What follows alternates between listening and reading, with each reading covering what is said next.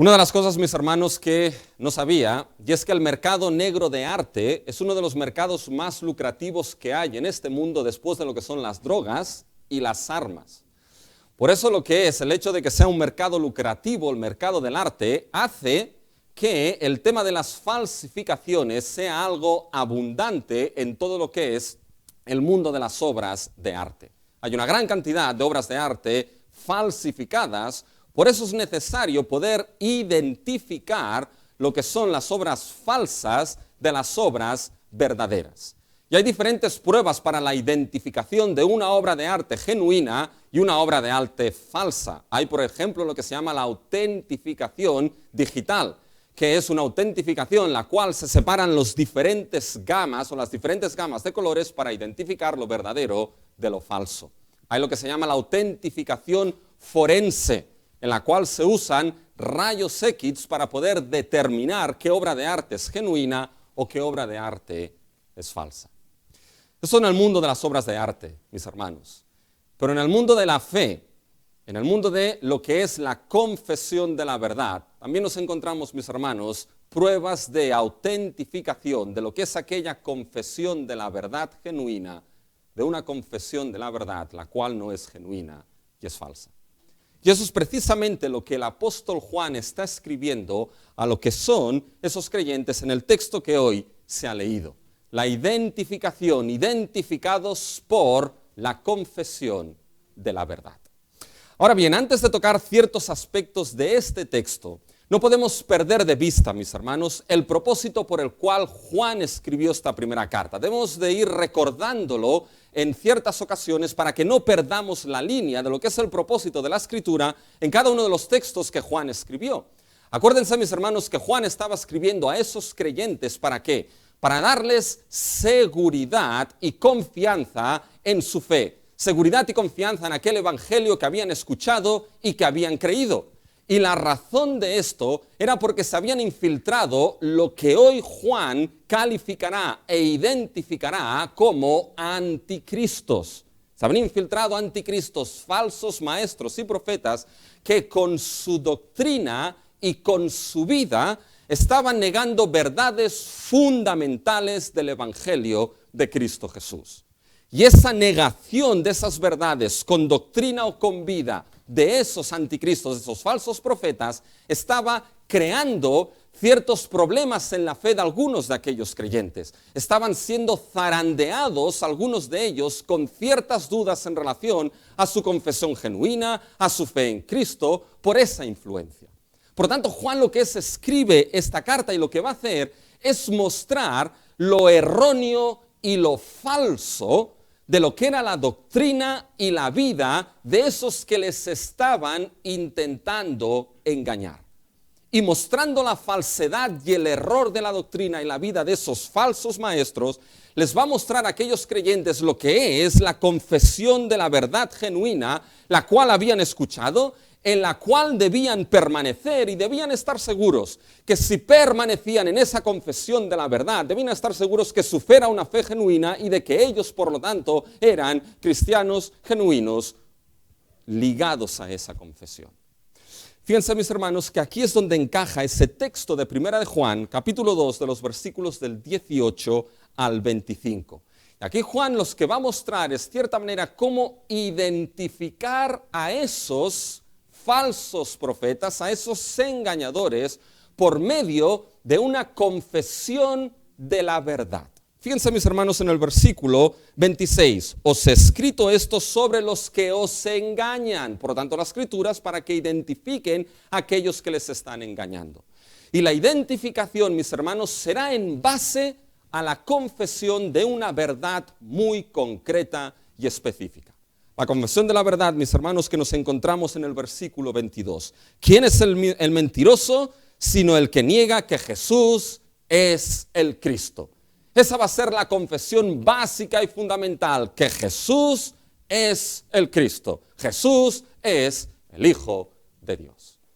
Van a ser identificados estos engañadores por medio de la confesión de esa verdad concreta. Y mis hermanos, esa confesión de que Jesús es el Cristo era tan válida para aquellos cristianos del primer siglo como es tan válida, mis hermanos, para nosotros hoy en día. Porque es una confesión tan eterna como lo es el glorioso evangelio de nuestro Señor Jesucristo. Por tanto, con esto en mente, mis hermanos, identificados por la confesión de esta verdad, hay 3 puntos que hoy podemos destacar en este texto de Juan. Primero, el marco temporal. El marco temporal que nos contextualiza la oposición a la confesión a esta verdad.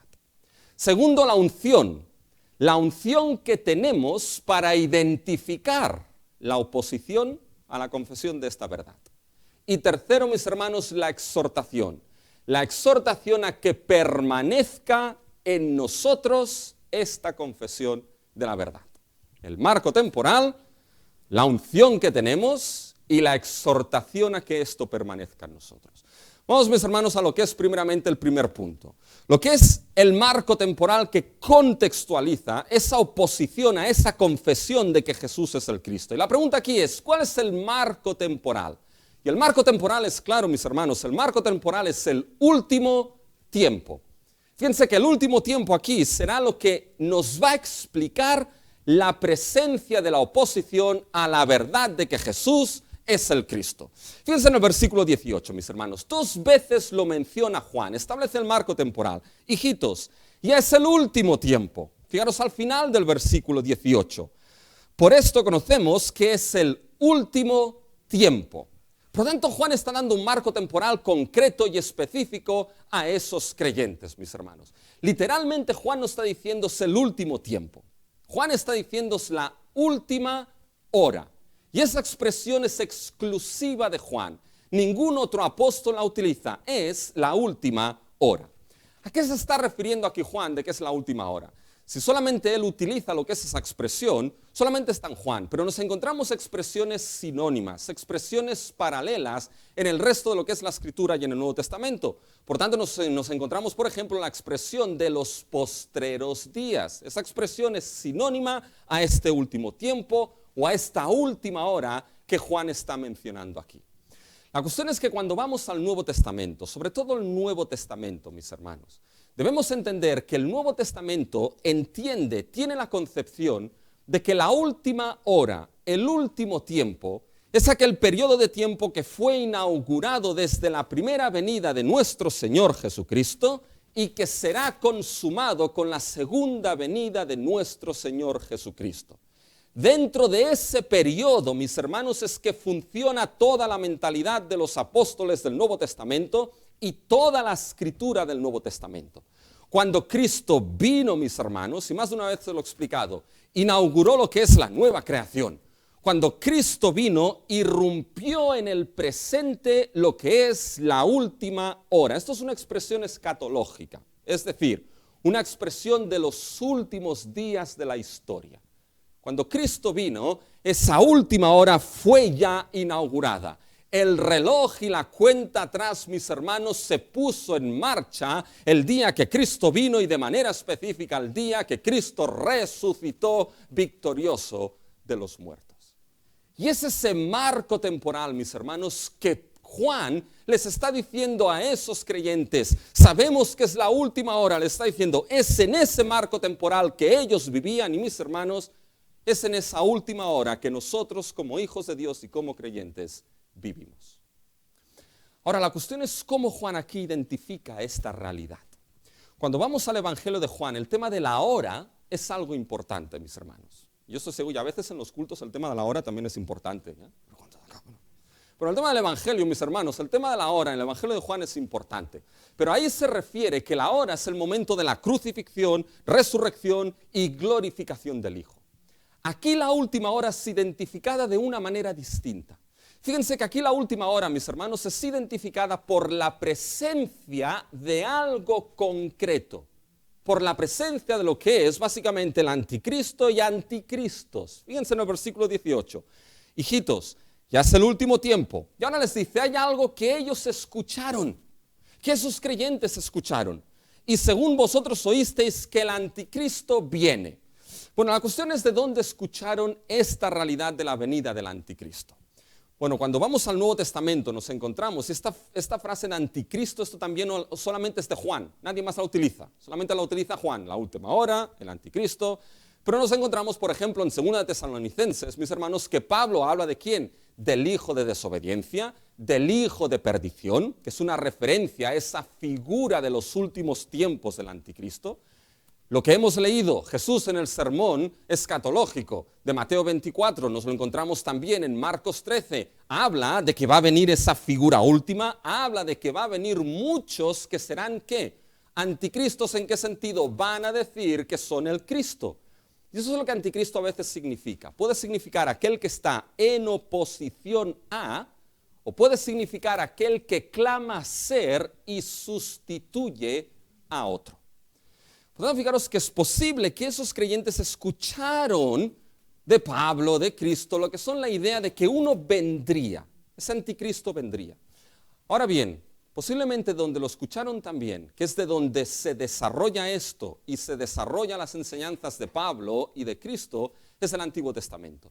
Sobre todo de Daniel. Daniel los capítulos del 7 al 12, mis hermanos. No vamos a leerlos, pero se dan cuenta, si leen en casa Daniel del 7 al 12, sobre todo a partir del capítulo 8, sitúa todo lo que es la profecía en el tiempo último, una referencia a esta última hora. Y básicamente lo que es esa última hora, ese último tiempo, va a venir caracterizado por diferentes cosas. Va a venir caracterizado, por ejemplo, por la tribulación de los santos. Daniel así lo expresa. Esa última hora, los santos, el pueblo de Dios, va a ser atribulado, va a ser perseguido. Y otra de las cosas que va a caracterizar lo que es ese último tiempo, esa última hora, será el hecho de que va a aparecer una figura, mis hermanos, que va a personificar en sí mismo lo que es la oposición a Dios. Va a personificar en sí mismo lo que es la oposición al pueblo de Dios y a los santos. Va a ser una figura que personificará esa oposición y engañará, perseguirá y si puede acabará con los santos de Dios. Esa es la figura escatológica, esa figura de oposición a Dios en los últimos tiempos. Y parece que aquí Juan les está diciendo, hijitos, ya es el último tiempo y según vosotros oísteis que el anticristo viene. Fíjense que aquí la idea es que todavía no ha llegado, viene, literalmente está viniendo. Por tanto, uno aquí podría preguntarse, bueno, si está viniendo y todavía no ha llegado, y eso marca la última hora, ¿cómo, Juan, puedes decir que ya es la última hora? Porque, bueno, como oísteis que viene, fíjense lo que Juan sigue diciendo. Así ahora, ¿se dan cuenta de ese ahora, mis hermanos? Ese ahora es fundamental. Y hoy necesitan, mis hermanos, se lo digo, hoy necesitan tener las Biblias abiertas delante de ustedes. Si no, se van a perder. Y no queremos a nadie perdido aquí, mis hermanos. ¿Ya? Fíjense que ese ahora, así ahora, es muy importante. Porque ¿qué es lo que Juan está haciendo con ese ahora? Con ese ahora, Juan, mis hermanos, está diciendo, esa influencia del anticristo en la última hora, ahora se encuentra presente en vosotros y entre vosotros. ¿De qué manera se encuentra? Fíjense, así ahora han surgido muchos anticristos. Es decir, quizás esa figura todavía no ha llegado, pero su influencia, su ideología, su oposición, sí que es una oposición, una ideología, una influencia presente en vuestro tiempo, hermanos, les está diciendo. Y es presente no de manera escasa, sino muchos anticristos de manera abundante. Estos evidentemente van a ser esos falsos profetas, falsos maestros que se oponían a la verdad del Evangelio de Cristo Jesús, que negaban que Jesús es el Cristo.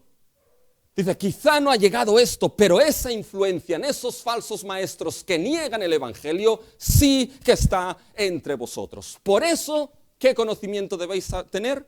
Fíjense cómo acaba el versículo 18. Por esto conocemos que es el último tiempo, la última hora. Juan les está diciendo, en este tiempo vivís. Y la oposición a la verdad sublime del Evangelio, la oposición a la verdad de que Jesús es el Cristo, el Hijo de Dios, una oposición que será feroz a lo último, es algo que ya está presente. Le está diciendo, debéis conocer los tiempos en los cuales estáis. Y una de las evidencias de esa oposición, fíjense, se encuentra en el versículo 19. Salieron de nosotros, pero no eran de nosotros, porque si hubiesen sido nosotros, habrían permanecido con nosotros, pero salieron para que se manifestase que no todos son de nosotros. Parece, mis hermanos, esto parece un trabalenguas, ¿eh? Pero ¿qué es lo que Juan está diciendo? Aquí interpretamos muchas veces ese nosotros, y fíjense que lo menciona varias veces. Salieron de nosotros, pero no nosotros, hubiesen sido de nosotros. Muchas veces lo interpretamos como que no eran de nosotros a nivel general, como la iglesia a nivel general. Pero es muy probable que aquí en el contexto se refiera a la iglesia, comunidad o congregación del apóstol Juan, mis hermanos.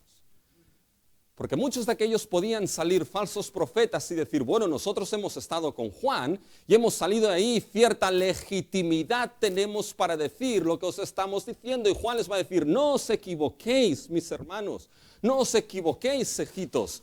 Salieron de nosotros, ¿por qué? Porque no eran de nosotros. Porque si hubiesen sido, hubiesen permanecido. ¿Y saben? Es importante entender que salieron de esa congregación del apóstol Juan. ¿Saben por qué? Porque, mis hermanos, Juan, ¿quién era? Juan era apóstol del Señor Jesucristo. Juan fue aquel que recibió revelación directa de Cristo Jesús. Juan fue apóstol y sus escritos son parte del fundamento apostólico sobre el cual se construye la iglesia de Cristo Jesús, mis hermanos. Y el hecho de que saliesen de esa congregación era una evidencia, una manifestación que se apartaban de ¿qué, mis hermanos? Se apartaban de ese evangelio inicial, de ese evangelio que oyeron desde el principio, de ese evangelio apostólico que Juan, entre otros, les testificó y les anunció a esos creyentes. Por eso, mis hermanos, es tan significativo que salieron de nosotros, pero no eran de nosotros. Fíjense, esa salida es la revelación de que no es oro todo lo que reluce. Fíjense al final, mis hermanos. Pero salieron del versículo 19 para que se manifestase, es decir, su salida fue para el propósito de que se diese a conocer de que en el evangelio aquí no es oro todo lo que reluce. De que podían tener en sus labios el nombre de Jesús. De que podían tener, mis hermanos, en sus enseñanzas las enseñanzas de Jesús y las enseñanzas de Dios, pero les está diciendo, cuidado porque estaban bien lejos de ese evangelio apostólico, el cual Juan anunció. No solo todo lo que reluce. Y mis hermanos, para cerrar este primer punto, ven, ya acabo el primer punto hoy. No sé por qué se ríen. Pero mis hermanos, si hay algo para cerrar este primer punto, ¿saben? Las palabras de Lloyd Jones van como anillo al dedo, mis hermanos. Porque Lloyd Jones, una de las cosas que dijo y escribió es que es necesario conocer los tiempos. Es necesario conocer los tiempos en los que vivimos como pueblo de Dios. O como Pablo escribió, mis hermanos, a Timoteo. Dice en Timoteo 3:1, también debes saber esto, que en los postreros días vendrán tiempos peligrosos. Y en medio de esos tiempos peligrosos van a venir aquellos, Pablo les va a decir, que van a tener la apariencia de ¿qué? La apariencia de verdad, la apariencia de piedad, la apariencia de este evangelio. Van a parecer, van a oler, van a hablar, van a sentir como si fuesen reales, pero van a negar con su vida y su doctrina el poder de esa piedad. Dice, ese tiempo es el que estáis viviendo. Y ese tiempo, mis hermanos, entre que Cristo vino y Cristo volverá, ¿saben qué? Ese tiempo es el cual nosotros estamos viviendo. Y mis hermanos, las palabras aquí de Juan son unas palabras que nos llaman a conocer el tiempo en el cual vivimos. Nos llaman a conocer, mis hermanos, que esa oposición de esos anticristos, esa oposición a Dios, a los santos, al evangelio de Cristo Jesús, sí, es una oposición de los últimos tiempos, pero es ya presente en medio de nosotros. Y eso implica, por lo tanto, mis hermanos, que debemos conocer esa realidad. Y debemos entender que en temas del evangelio no es oro todo lo que reluce. Que van a haber aquellos, mis hermanos, engañadores y falsos profetas y anticristos que van a poder tener en sus labios y en sus vidas el nombre de Cristo, pero que van a estar bien lejos del Evangelio de Cristo Jesús. Y eso es una realidad que debemos conocer porque la afrontaremos, mis hermanos. Fíjense que esto era una preocupación pastoral de Juan por aquellos creyentes. Mis hermanos, debe ser una preocupación pastoral de todo pastor y de toda congregación, mis hermanos. Una preocupación pastoral de todo pastor que le ha sido dado un rebaño para vigilar y para supervisar, y de toda congregación, mis hermanos, de tener los ojos bien abiertos. Porque, mis hermanos, lo que hemos visto en el día de hoy, con nuestros jóvenes aquí llevando el culto, alabando congregacionalmente a Dios, eso es gracias, mis hermanos, a la perla de gran precio que nos ha sido dada, que es el Evangelio de nuestro Señor Jesucristo. Y ante ese Evangelio, mis hermanos, que puede y va a ser atacado, los ojos los debemos tener bien abiertos, porque ese Evangelio no podemos perderlo. Ahora la pregunta aquí es, ¿cómo entonces podían esos creyentes diferenciar e identificar aquellos falsos profetas y engañadores que podían sonar y parecer como, pero no lo eran? ¿Qué tenían para identificar? ¿Qué tenemos nosotros para identificar esa verdad, mis hermanos? ¿Y saben qué tenemos? El segundo punto, la unción. La unción que tenemos para identificar la oposición de la confesión a la verdad. Fíjense, mis hermanos, ahora en el versículo 20. Pero vosotros, esos salieron de nosotros, no lo eran. Pero vosotros, ¿tenéis algo distinto? Dice, pero vosotros tenéis la unción del Santo. ¿Se dan cuenta? Le está diciendo, vosotros creyentes tenéis la unción del Santo. Ahora aquí la pregunta es, ¿qué es eso de la unción del Santo, mis hermanos? Y déjenme que argumente de que aquí la unción del Santo es el Espíritu Santo. El Espíritu Santo que ha sido dado a todo creyente sin excepción y que va a aportar el conocimiento y la enseñanza de la verdad de que Jesús es el Cristo. Por lo tanto, esa verdad, nos vamos a dar cuenta primero, uno, que es una verdad dada por el Espíritu. Fíjense, es necesario, mis hermanos, que expliquemos eso de la unción. Porque con eso de la unción, mis hermanos, se han creado ideas muy raras e ideas muy antibíblicas, mis hermanos. Y es que el tema unción, el término unción, ¿saben quién lo usa solamente? Juan. Anticristo solamente lo utiliza Juan. La última hora, solo Juan. Y unción solamente lo utiliza Juan aquí, mis hermanos, en esta carta. Fíjense en el versículo 20, pero vosotros tenéis la unción. Y fíjense en el versículo 27, pero la unción que vosotros recibisteis de él permanece en vosotros, y no tenéis necesidad de que nadie os enseñe, así como la unción misma os enseña todas las cosas. 3 veces lo utiliza Juan únicamente aquí, mis hermanos. Por tanto, la cuestión aquí es entender qué está refiriéndose Juan con la unción. Fíjense, antes de intentar rascar un poquito más, la unción, si se dan cuenta, aquí en el argumento de Juan, siempre está ligada en ese argumento a lo que Juan escribe.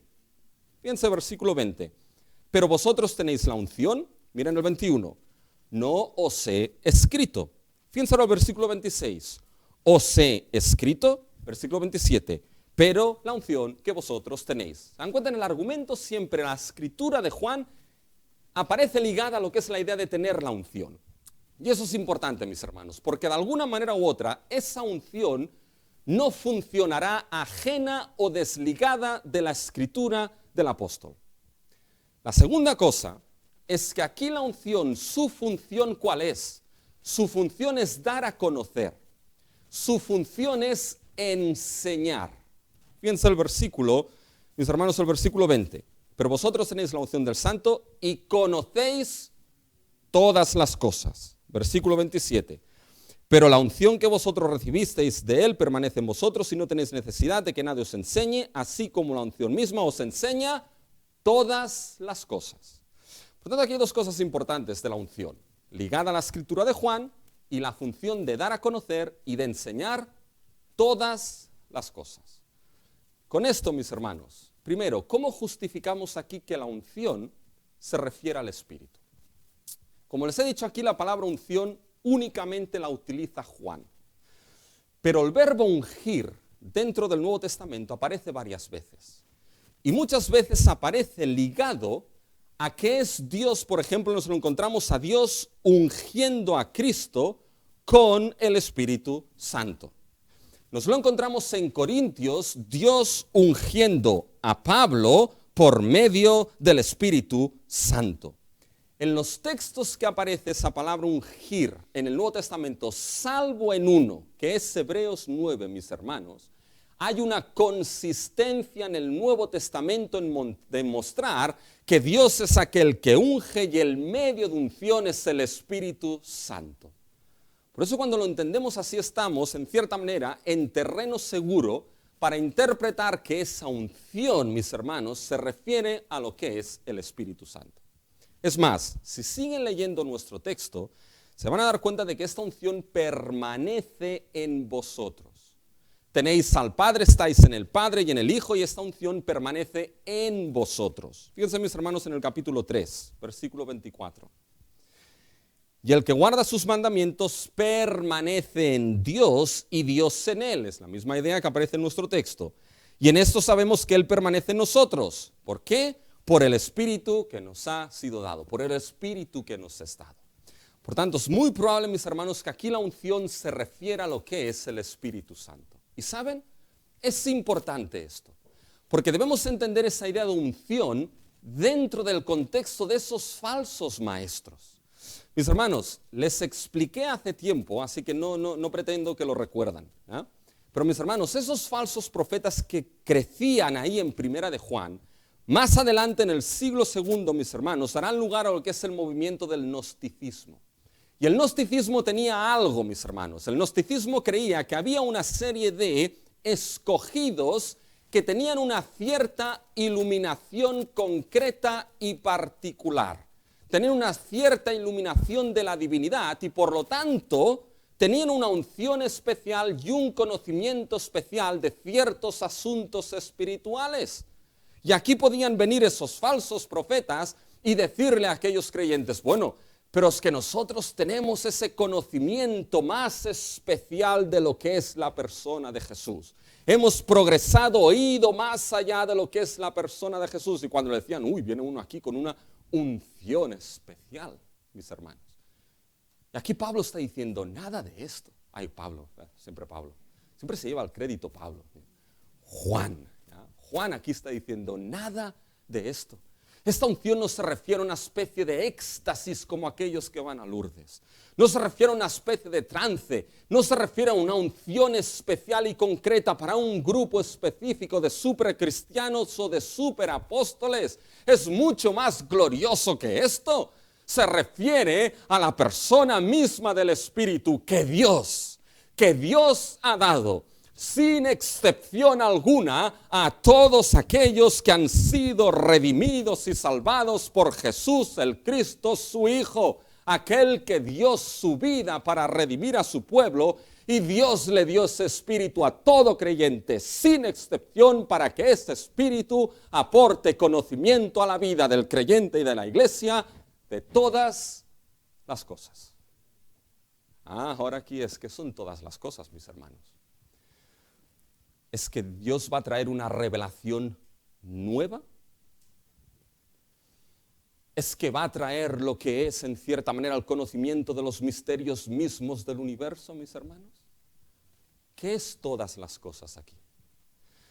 Y saben, mis hermanos, lo que nos da la pista. Lo que nos da la pista es el verbo conocer. El verbo conocer marca el camino aquí. Fíjense en el versículo 20.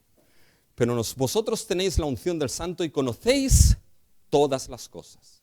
Y ahora fijaros lo que Juan dice. No os he escrito, y ahora menciona 3 causas por las cuales no os he escrito. No os he escrito como, o mejor, porque, no os he escrito porque ignoréis la verdad, sino porque la conocéis. ¿Conocéis el qué? La verdad. Ven, aparece el verbo conocer aquí. ¿Se dan cuenta? Dice, Juan les dice, os escribo no porque seáis ignorantes de la verdad. Os escribo porque la conocéis. Por lo tanto, la base sobre la que Juan escribe es la base de una verdad que esos creyentes ya conocen. La pregunta es, ¿cómo conocen esa verdad los creyentes? Fíjense el versículo 20. Porque tenéis la unción que os da a conocer todas las cosas. Y esas todas las cosas aquí tiene que ver con esa verdad que ya conocen, sobre la cual Juan escribe. Por lo tanto, Juan no va a escribir nada nuevo. Juan va a escribir algo que sustenta y testifica de esa verdad que el Espíritu Santo da a conocer y revela. ¿Qué tipo de verdad? Sigan leyendo, versículo 21. Y os escribo no porque ignoréis, sino porque la conocéis y porque ninguna mentira procede de la verdad. ¿Qué verdad da a conocer ese Espíritu? Hay una verdad, mis hermanos, que pica a un mundo posmoderno. ¿Saben por qué? Porque dice una verdad que no hay mentira en ella. Y mis hermanos, si no hay mentira en ella, ¿saben qué está hablando Juan aquí? Está hablando de una verdad que es absoluta. De una verdad, la verdad absoluta no le puedes quitar y no le puedes añadir. Porque si quitas o añades a la verdad deja de ser absoluta. No hay mentira en esa verdad que os ha sido dada a conocer. No hay mentira, es una verdad absoluta, guste o no guste. ¿Cuál es esa verdad absoluta que os ha sido dada a conocer por ese Espíritu? Sigan leyendo. ¿Quién es el mentiroso? ¿Se dan cuenta? No hay mentira en ella. ¿Quién es el mentiroso? Bueno, el que se opone a esa verdad. ¿Qué verdad?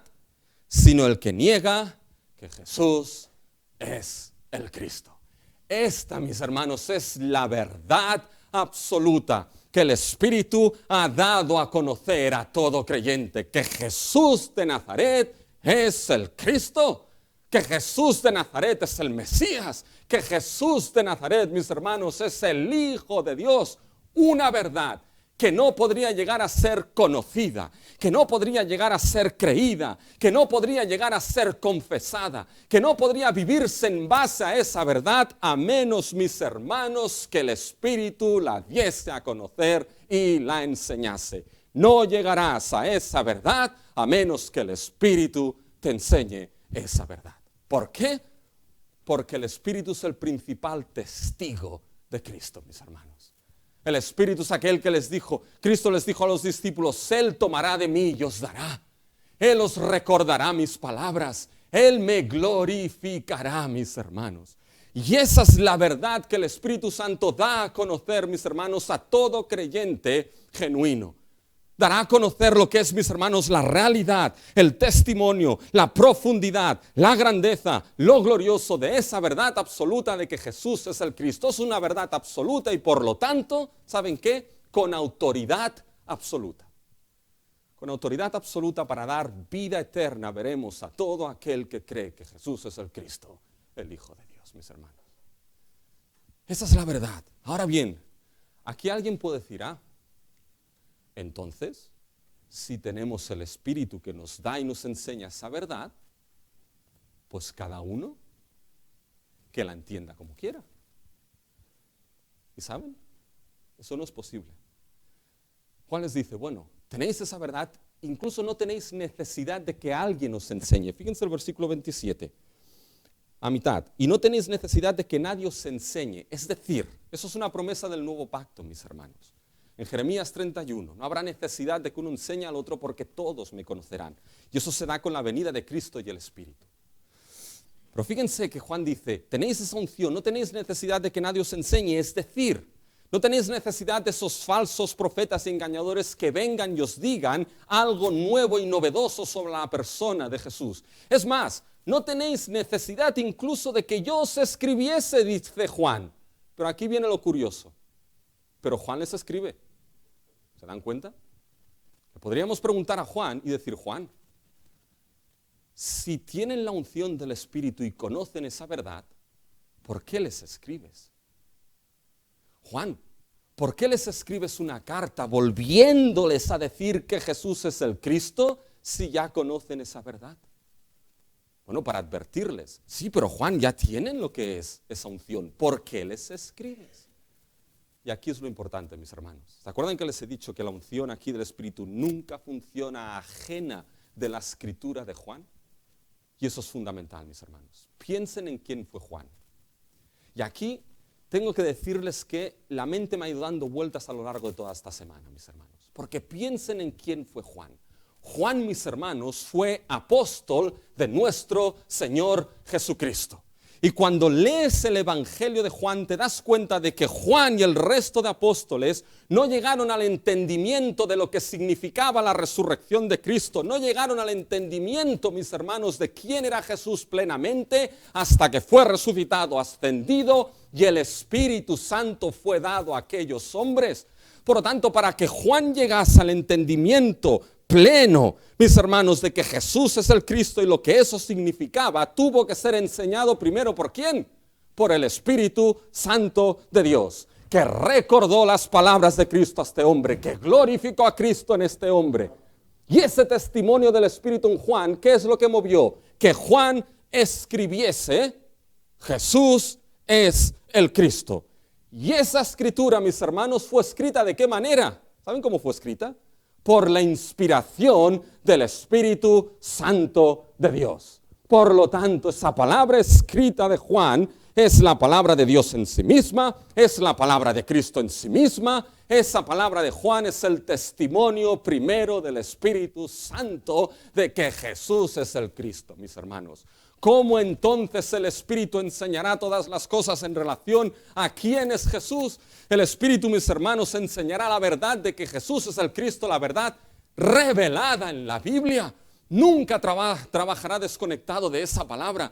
El Espíritu Santo revelará y enseñará la verdad de Jesús como el Cristo revelada, expuesta, explicada en la santa palabra de Dios y en ningún otro sitio, mis hermanos. El Espíritu reforzará la vida de todo creyente, testificará en la vida de todo creyente, reforzará, hará fuerte en la vida de todo creyente, en sus mentes, en sus corazones, la verdad de que Jesús es el Cristo revelado en la Biblia. ¿Cómo el Espíritu te enseñará de que Jesús es el Cristo? Tomará de ese testimonio, tomará de esa palabra inspirada, mis hermanos, y de manera misteriosa, nadie sabe cómo, de manera misteriosa abrirá tu mente y tu corazón para que entiendas de que ese Jesús que caminó, mis hermanos, por tierras de Galilea, Palestina, de que ese Jesús es el Cristo, de que ese Jesús es el Hijo de Dios y de que en ese Jesús solamente en Él hay perdón y vida eterna. Y lo hará con la exposición de su santa palabra. Y en los creyentes, mis hermanos, reforzará nuestra fe, fortalecerá nuestra fe en esa confesión de que Jesús es el Cristo por medio de la exposición del glorioso Evangelio que nos encontramos en su santa palabra. Por eso esa verdad que es dada por el Espíritu es una verdad diferenciadora. Si solamente puede ser dada, mis hermanos, a conocer por el Espíritu, ¿saben? El Espíritu, mis hermanos, es marca de que uno pertenece a Dios. Y Pablo en Romanos 8 es bien claro. ¿Tienes el Espíritu de Cristo? Perteneces a Él. ¿No lo tienes? No perteneces a Él. Por eso esa verdad que solamente puede ser entendida y confesada por el Espíritu es diferenciadora de quién es verdaderamente hijo de Dios o de quién está en línea con esos anticristos. Y fíjense que esto lo vemos, mis hermanos, cuando seguimos leyendo a partir del versículo 22 en adelante. Fíjense, mis hermanos, ¿quién es el mentiroso? Sino el que niega que Jesús es el Cristo. Es decir, está en línea no con esa verdad revelada del Espíritu, sino con esos anticristos que enseñaban otras cosas, mis hermanos. Y esa negación de que Jesús es el Cristo, básicamente era muy sutil, porque en aquellos, mis hermanos, lo que negaban, no negaban la persona de Jesús. No negaban la persona de Jesús. Creían que Jesús había existido. Creían en un Jesús histórico que habían dado, mis hermanos, por la tierra de Palestina. ¿Saben qué no creían? No creían que ese Jesús fuese el Mesías. No creían que ese Jesús histórico fuese el Hijo de Dios. Porque no creían que el eterno Hijo de Dios, perfecto y sublime, pudiese encarnarse en carne y hueso, porque eso era malo. No se toca la carne para aquellos, era malo.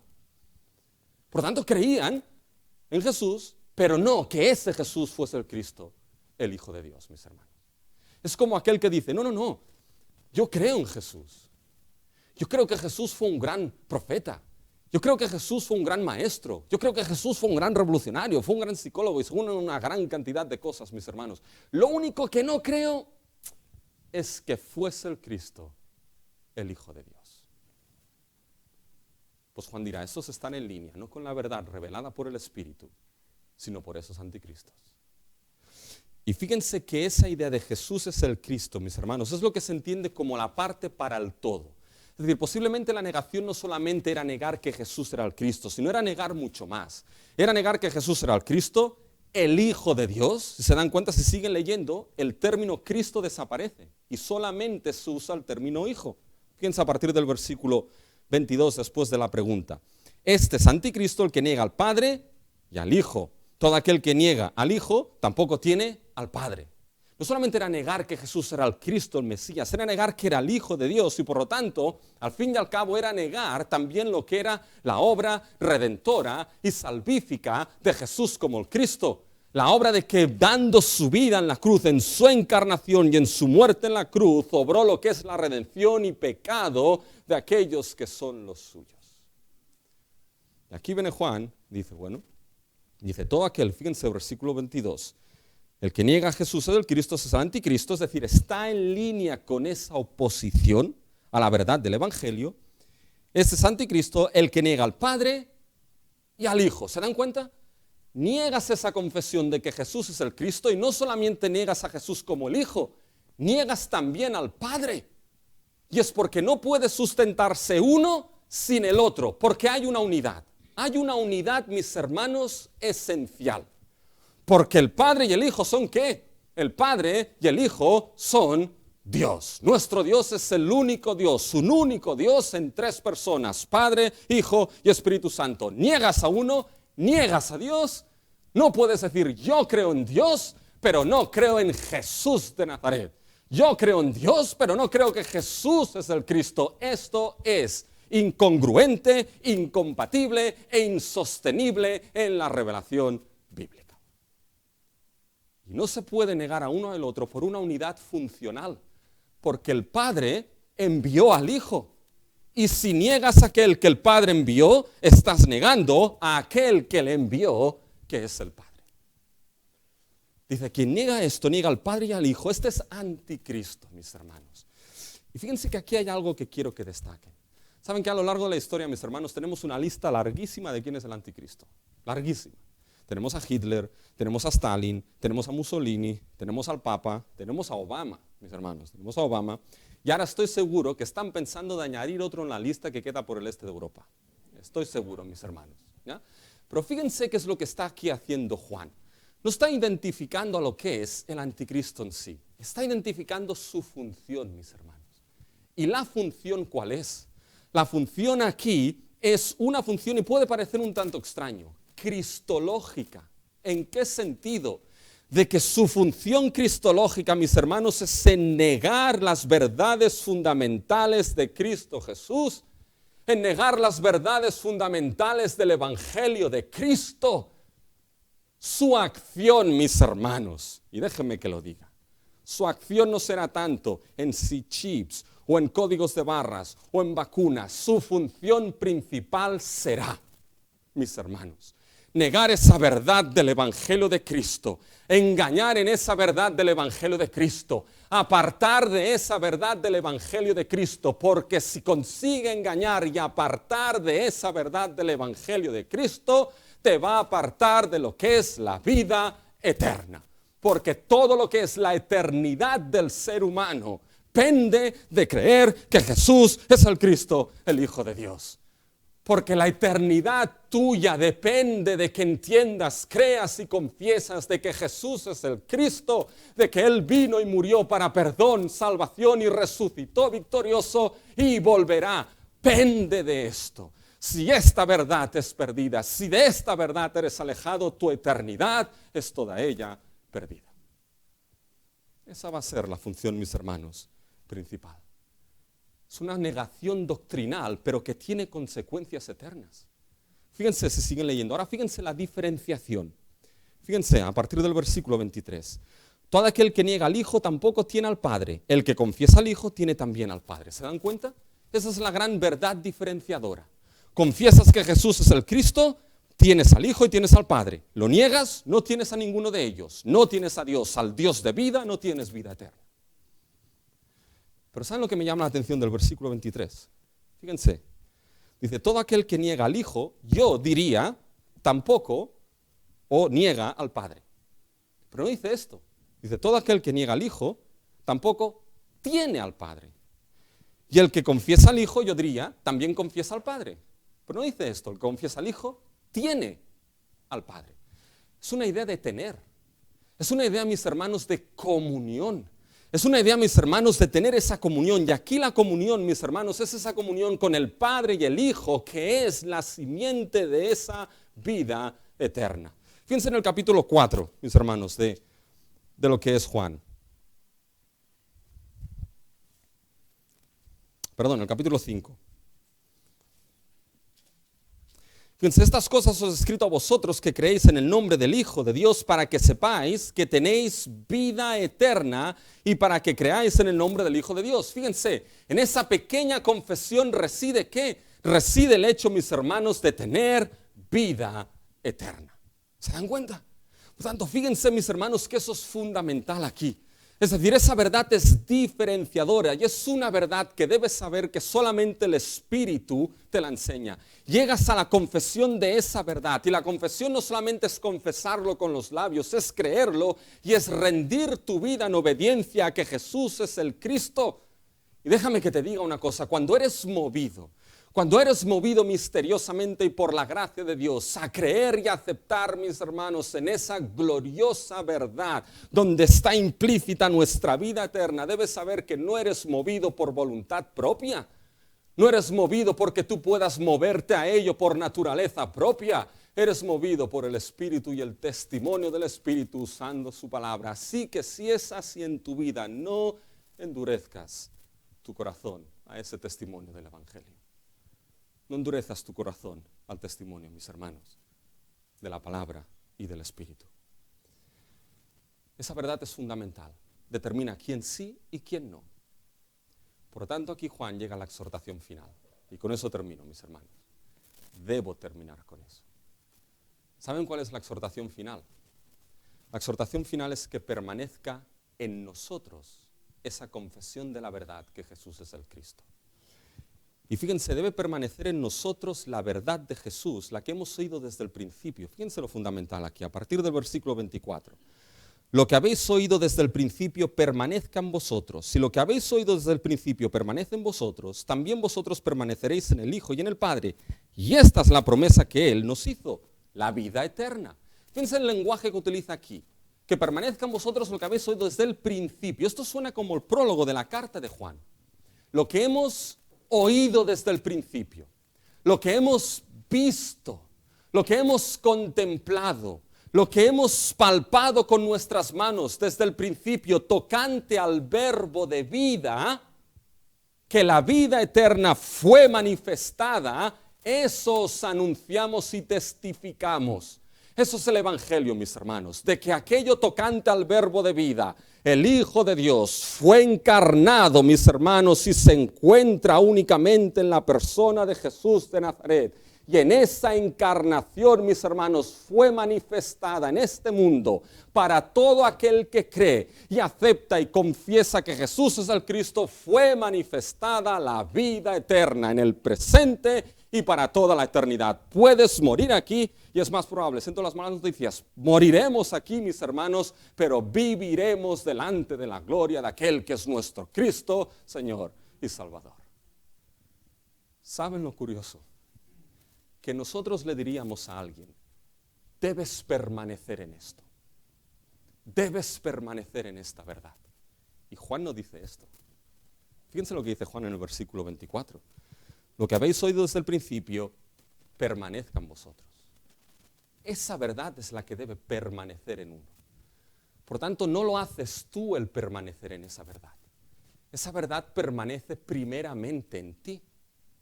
¿Y cómo esa verdad permanece en el creyente? Porque tenemos la unción. Fíjense, mis hermanos. Y esta es la promesa que Él os da, la vida eterna. Versículo 26. Os he escrito esto sobre los que os engañan, pero la unción que vosotros recibisteis de Él permanece en vosotros y no tenéis necesidad de que nadie os enseñe. Así como la unción misma os enseña todas las cosas y es verdadera, no es mentira. ¿Os dais cuenta? La idea es que esa verdad de quién es Jesús permanece en el creyente. ¿Saben primeramente por qué? Porque el Espíritu Santo nos ha sido dado. Y el Espíritu Santo que mora y permanece en nosotros, mis hermanos, es aquel que en nuestra vida da testimonio constante de esa verdad por medio de su santa palabra.